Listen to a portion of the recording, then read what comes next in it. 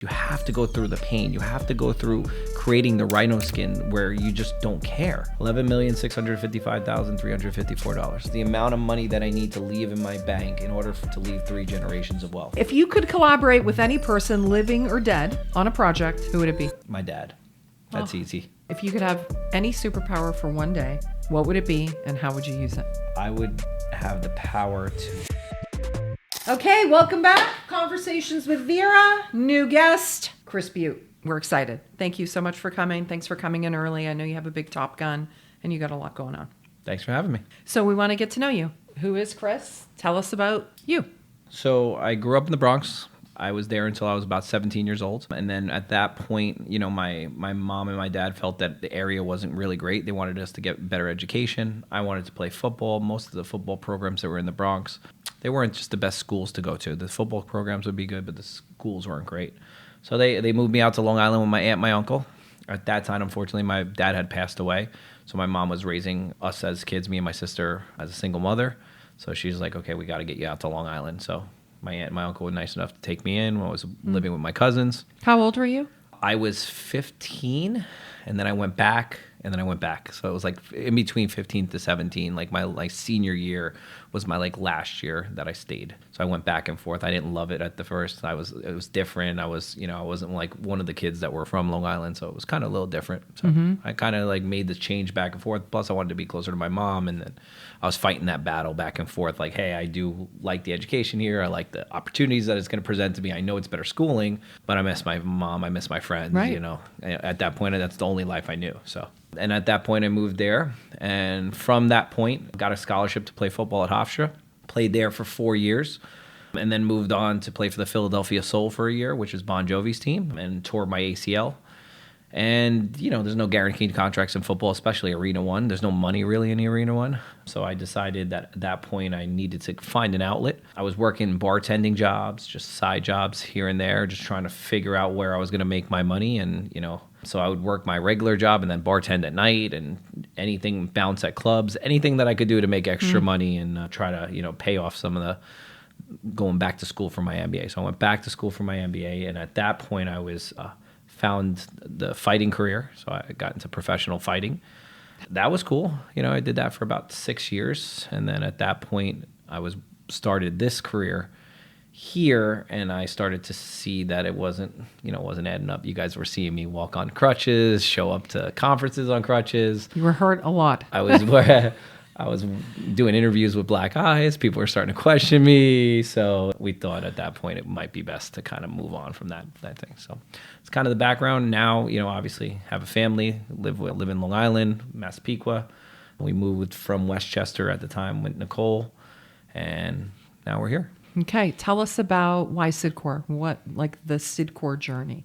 Why'd you pick this? Yeah, it's funny because at the time, I didn't think I would be here, right? Like, I was working for JP Morgan at the time as a financial advisor, and I was like, this is like romper room for children. They were yelling and screaming, ringing bells, and all these different types of things. I'm like, I can't do this. This is just not for me. And I remember Nicole, you know, saying, so what did you think after I came to an atmosphere? I said, I don't know. You know, I was kind of just being nice at the time, and, you know, so I kind of just... You know, there was some writing on the wall with what was going on in the stock market and what was going on. I was working in the mortgage banking industry after I left JP. They started getting rid of all the loans. They started getting rid of all the things. And I was on the banking side and the appraisal side. I wasn't even on, I wasn't like a mortgage broker. I was like on the banking side. But I just saw, and they had just rang the NASDAQ bell for the company to go public. And they sent us on this huge trip to the Bahamas. I took Nicole with me. We were all celebrating.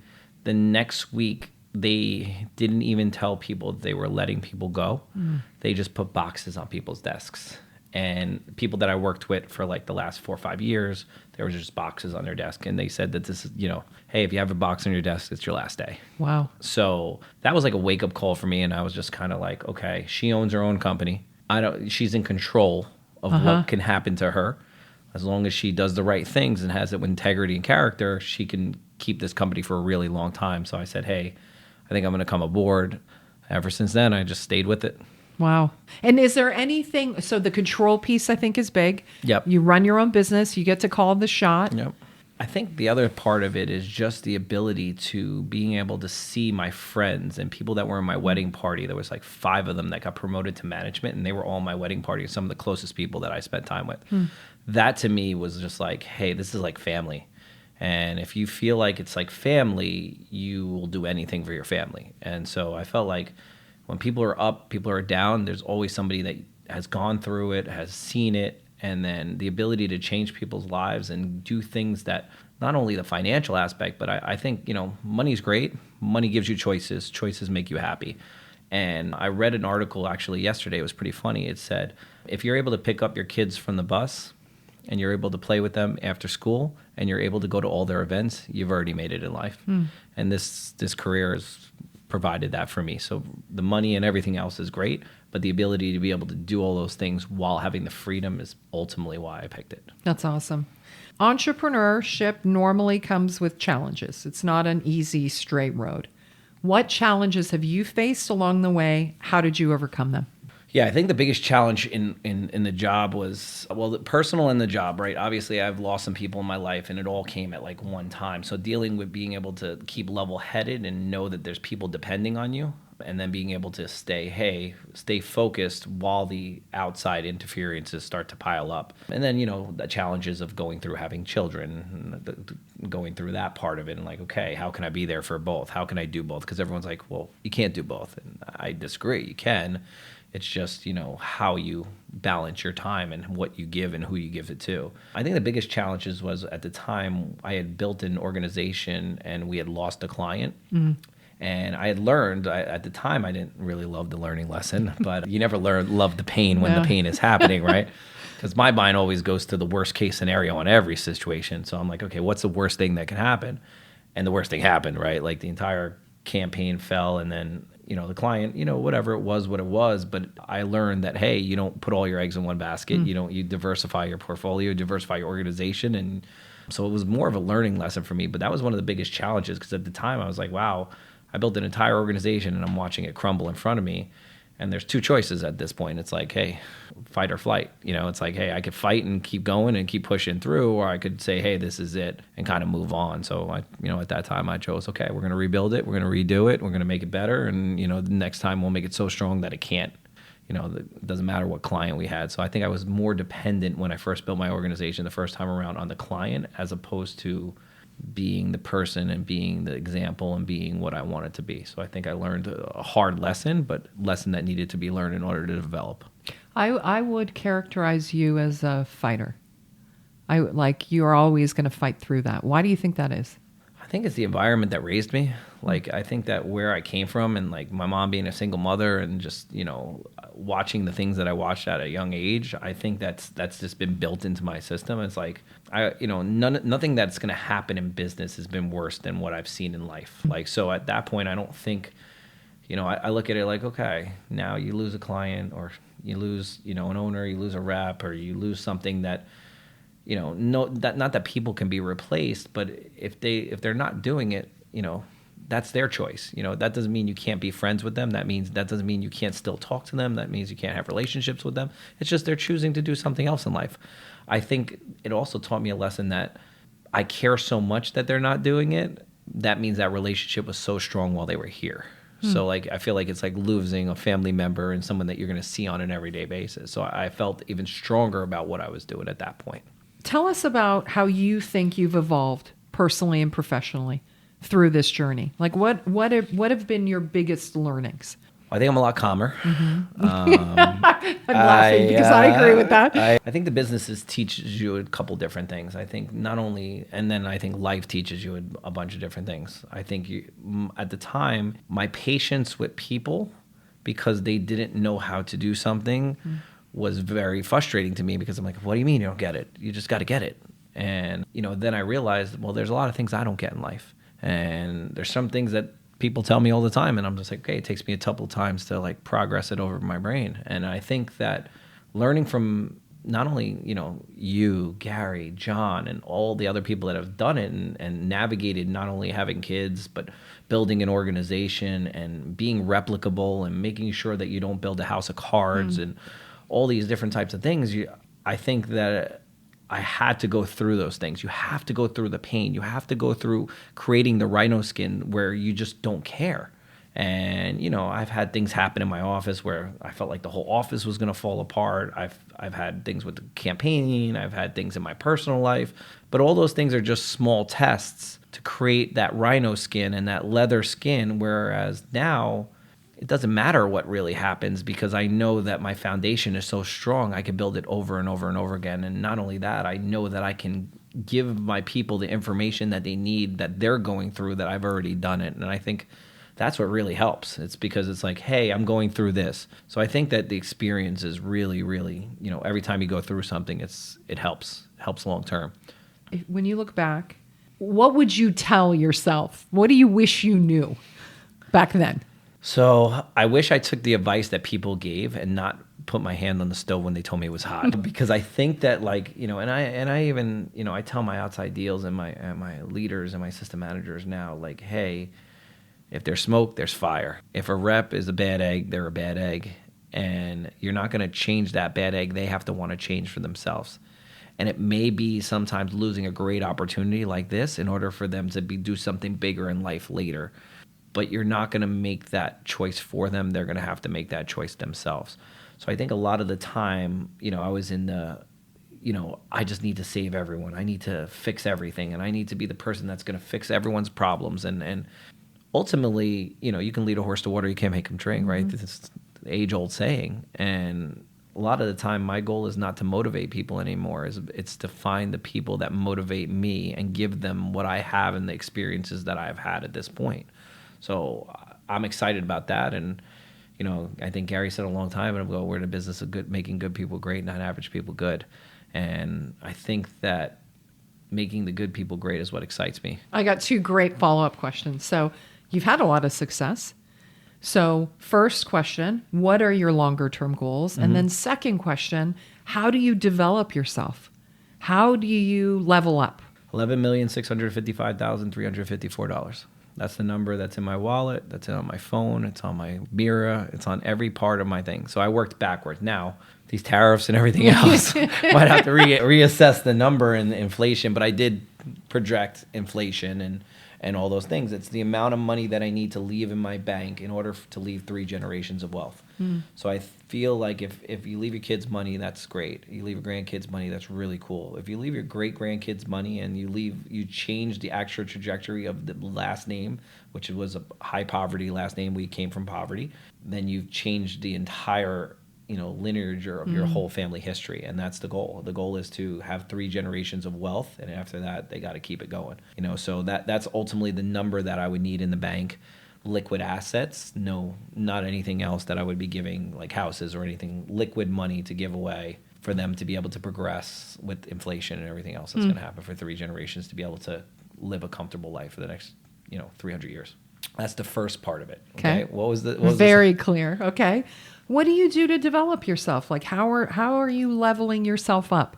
Yeah, so I'm not a big book reader, but I'm a big podcast guy, and I'll listen to audio books, and I love little excerpts. So I'll follow, if I'm on Instagram or social media, I'm following some of them are just motivational ones. Some of them are, key things that I just read, and some of them are just things that I think will help me. But ultimately, it's just having one-on-ones and talking to people and continually just learning. So I talk to Gurneen. I'm like, hey, what are you doing over there? Like, hey, I want to come visit. I want to see, because obviously you learned some things that you saw in my office, but you then took it and put it on steroids and left, and continued it. So I think there's just keep learning from the people that are doing great, but then also learn from the people that are outside the business. I think there's some great minds outside the business that can teach you things that you can bring back. So my goal is just to get around people that are smarter than me, more intelligent than me, and have all the things that I'm looking for, and then try to, in the nicest way possible, steal their ideas, right, in a sense, right? And utilize them to make my life a lot easier. So that's ultimately what I try to do. So be a student for sure. Always. I mean, you can't, if you stop learning, you stop growing, and you got to keep learning. Because every day I'm learning, okay, this is, now I feel like also the more outside deals you have, the more people that you have to take care of, it's the more balancing, there's more traveling you have to do. Like, you have to learn from the people that have done that already. Like, so I'm talking to people that, hey, you have 3 kids, you have 30 offices. What does that look like? Right. What does your life look like? What should I be thinking about that I'm not thinking? What are my blind spots? And then, you know, obviously our forum group, we do a ton of work in our forum group. I think that's probably the toughest work for me because it's getting in touch with my feelings, and I'm not the easiest person to get in touch with my feelings. So I think for me, developing that part of it, I think putting myself in uncomfortable situations with feelings and emotions ultimately is going to put me in a better place to help people in the future. I love that. I love that. Who do you think has been the most influential person on you? Probably Nicole, probably my wife.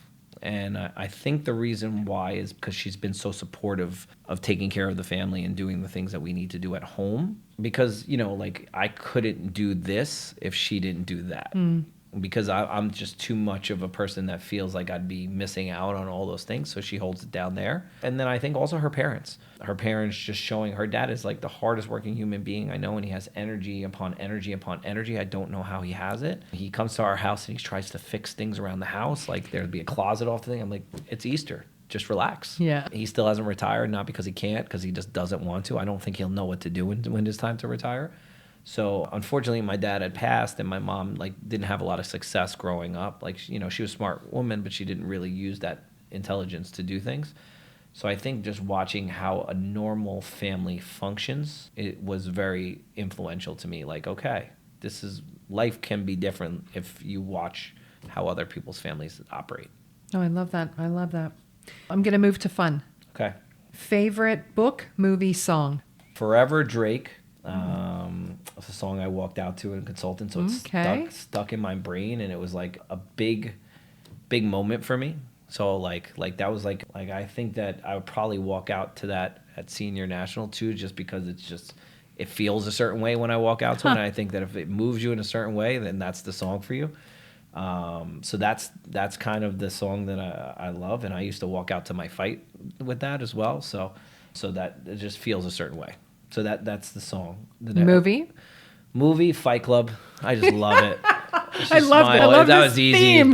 It was just an easy thing. I love Fight Club. I just love not only just the scenes and the whole thought process, but it's the intellectual part that people don't see in the movie. Yeah. And the actual, like, you know, almost like the sixth sense. Like, you don't know the whole time that he's talking to somebody else. So it's kind of like, really, like, for me, I like movies like that. I like movies that catch you off guard, that you're like, wow, I didn't see that. And so that movie's always been one of my favorites. And yeah, so that's my favorite movie. And then I love Gladiator. I just have always loved Gladiator. I just fights for his family, fights for his country. I think he's badass. We have a theme here. Yeah, there's a theme. There's a theme. Book. I know it's going to sound cliche, but I think How to Win Friends and Influence People has taught me so much. And I've read it probably 4 or 5 times, and I think every time I read it, I learn something else. And I know that there's a million books that I could have chosen, but if you're talking about influential and what I've learned the most from and operate in this business and in business in general, I think it's taught me the most. Yeah, I think you can't go wrong, for sure. Do you have a hidden talent or skill that people might not know about? Hidden talent or skill? That's an interesting question. Interesting topic. I probably do, but I don't think that anybody that doesn't know. I can throw a football behind my back 45 yards. What? Yeah, literally, legit. Like, I can throw a football behind my back 45 yards. That is a good talent. I've worked on that all throughout college, and I got it up to like 35, 40, and then I eventually got the arm strength to be able to get it up to 45 yards. Huh. I will have to show you one day. I have videos. Okay, who knew? Sometimes in games we mess around, and I'll do it. That's awesome. Okay, if you could collaborate with any person, living or dead, on a project, who would it be? My dad. That's easy. I'll leave it at that. Okay. What's your guilty pleasure when it comes to entertainment or indulgence? Golf. And that's new. Probably about 2.5, 3 years ago, I'll play golf. You give me a couple hours, I'll play golf. And then really, I'm a homebody. I love just being at home. I love being at home at the house. I love playing with the kids. I love like hanging out, playing sports with them. And my guilty pleasure is just watching them play sports now. It's like... You coach a lot of their sports, right? Almost all of them. The only one I don't do is lacrosse because I don't have any skill or knowledge on the sport. We didn't have lacrosse sticks in the Bronx. That was not a thing. So I'm learning all about the lacrosse. And so my daughter actually, she thinks it's funny because she'll hear on my phone, she's like, Dad, I hear you listening to the girls' college lacrosse game. I'm like, yeah, because I'm watching so I can learn and teach you. So I do it all the time. I'm like always watching the games to see how the game is played so I can teach her and learn and doing it. So I'm learning that and you know, everyone else in Long Island has grew up in it and it's like the thing, but I'm learning the game. My son's a goalie and my daughter's, you know, plays for a very high level High club. level, yeah. Yeah, her team, well, they don't do the rankings until next year, but her team will be ranked the number one team in the country, which is pretty cool. Yeah. And then the program that they're on is the number one ranked program in the country, which is 91. So for boys. It's not for girls, but for boys it is. But her team will be. So it's pretty cool. That is cool. How do you feel about, I mean, you're athletic. You told us, right? You're an athlete. How do you feel about them being? I love it. I mean, listen, and I'm going through, I'm learning some lessons now about life with a daughter at 10 years old and the kids with their phones and, you know, me and my wife are not cracking. We're not giving her a phone and we're watching like these kids, like, you know, like the other day we had a kid over and she's bouncing on the trampoline and like holding the phone and videoing it while she dreads, like she can't even enjoy the moment. And I know how we are addicted and I'm addicted to my phone. So I'm like really holding out like that. Like me and my wife are really firm. I'm like, hey, you're not getting a phone for a while. We want to hold that. And it just shows like they're always playing sports every single day. It's 7 days a week. They're playing sports. I love watching it. I coach the football. I coach the basketball. I coach anything I possibly can for them. And watching them just thrive in that. And also just, you know, they meet great families, great people through it. And I do think it's a networking and they're learning how to socialize at a different level and work with a team. So I think it's going to help them later in life. I do think most people that have played some sport at their point in their life or some team environment thrive in those situations in the future. Do you have anything on your bucket list that you're determined to accomplish? Yeah, I have a bunch of things that I wanted. I do want to just get the family to an age when Annie's not 2 and it's easy to travel where I can take them to Europe and take the kids to Europe and take them in places. Just right now it's really tough with their ages. So the goal is, you know, when Annie turns about 5 or 6 where we can all travel as a family together, we're gonna check off some big things. I want to take them to Germany. I want them to see my country. Nicole wants to let them see Italy. So I do think there's going to be some fun things that we want to do with them. But yes, 100%. I love that. Okay, one last one. If you could have any superpower for one day, what would it be and how would you use it? I would have the power to heal, and I would heal as many people as I can in that day. Wow. Oh, wow. Change the life of how many people in one day. Oh, wow. It's powerful. Yeah. I mean, I have everything else that I want. Like, you know what I mean? Like, listen, what am I going to ask for? Super speed, super money. You can only do that for one day. If I can do one day, what's the biggest impact that I can do on that one day? Oh, it's so great, Chris. Well, that summarizes who you are, too. I want to thank you for your time. Thanks for coming early. I know we have a Top Gun to get to. I learned some things about you. I really appreciate your just openness. I appreciate you guys having me. Okay. A lot of fun. Thanks.